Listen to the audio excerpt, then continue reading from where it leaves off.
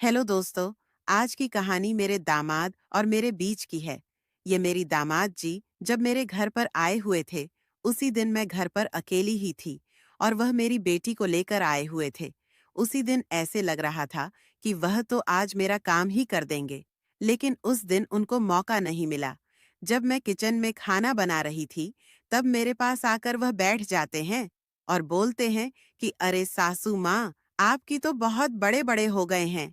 मैं बोली कि इसका मतलब आपको दिखाई दे रहा है क्या? तभी मेरी दामाद जी बोलते हैं कि हम थोड़ा थोड़ा। तभी मैं बोलती हूँ कि दोस्तों, पूरी कहानी देखने से पहले चैनल को सब्सक्राइब करें।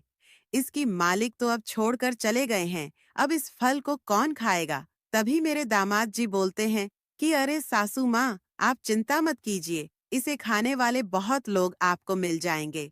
तभी मैं बोलती हूँ कि यह तो बात अपने सही बोला दामाद जी, लेकिन मैं किस किस को फल खिलाते रहूंगी? अगर किसी को फल खाने की आदत पड़ गई, तो वह हर रोजने के चक्कर में घर पर ही आ जाएगा। तभी मेरे दामाद जी बोलते हैं, आपकी फल अगर कोई नहीं खाएगा, तो दिन पर दिन भर ही होते जाएंगे।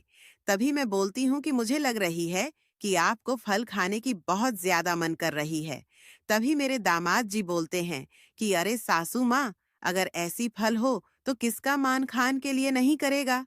तभी मैं बोलती हूँ कि इतना कहकर मेरी दामाद जी मेरे बेटी के पास चले जाते हैं। तभी मेरी बेटी बोलती है, क्या रे मम्मी, तुम्हारे दामाद जी को अपने खेत जरा घुमा दीजिए। क्यों किया कई दिनों से बोल रहे थे कि मुझे तुम्हारे खेत में घूमना है। तभी मैं अपने दामाद जी को खेत घूमने के लिए लेकर चली जाती हूँ।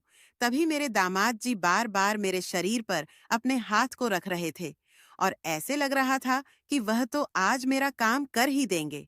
तभी मैं अपने दामाद जी से बोलते हैं कि आप ऐसे मत कीजिए, अगर कोई देख लेगा तो क्या सोचेगा? तभी मेरे दामाद जी बोलते हैं कि अरे सांसू माँ, कोई कैसे देख लेगा? तभी मैं बोलती हूँ कि बेटी अभी घर पर ही है, तुम कभी फिर आना, फिर इस फल को खाकर जाना है। तभी मेरे दामाद जी बोलते हैं कि ठीक है सासू माँ, मैं 2 दिन बाद फिर आपके घर आऊंगा। है तभी मेरे बेटी का लेकर मेरे दामाद जी मेरे घर से चले जाते हैं। कुछ दिन बीतने के बाद फिर से हुआ, मेरे घर आते हैं और उसी दिन वह अकेले ही आते हैं और आते ही मुझे काश के अपनी बाहों में पकड़ लेते हैं और बोलते हैं कि आज तो मैं आपका काम करूंगा और फल को भी खाऊंगा। तभी मैं बोलती हूँ कि ठीक है दामाद जी, पहले रात तो होने दीजिए। फिर रात होते ही वह मेरे रूम में के अंदर आ जाते हैं और हम दोनों अभी खाने भी नहीं खाए होते हैं और दामाद जी मेरा काम करना चालू कर देते हैं और बोलते हैं, क्या रे सासू माँ, ऐसे लग रहा है कि अभी तो आप शादी भी नहीं हुई है। तभी मैं बोलती हूँ कि आपको कैसे लग रहा है? तभी बोलते हैं कि इतनी मजा तो किसी शादीशुदा के फल खाने में नहीं आता है।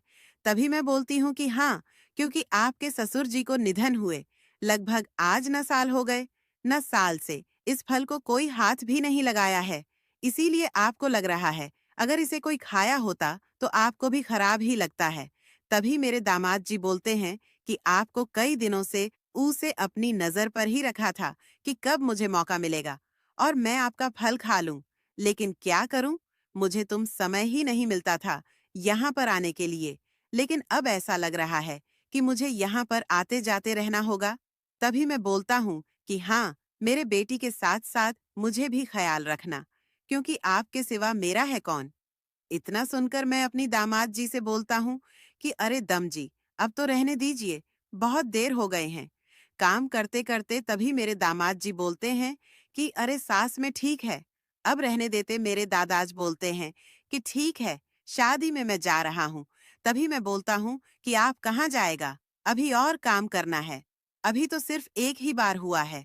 इतना सुनकर मेरे दामाद जी चौंक जाते हैं और बहुत जिद करके उनको रोक लेती हूँ और दामाद जी 4 घंटे तक लगातार की और गुफा को फुला दिए और जब भी मन करता तो मेरे दामाद जी घर में आकर मेरा काम कर देते थे और इसी तरह मेरी जिंदगी बीत गई। दोस्तों, आज की कहानी आपको कैसी लगी? कमेंट में बताओ, चैनल को सब्सक्राइब कर दो। धन्यवाद।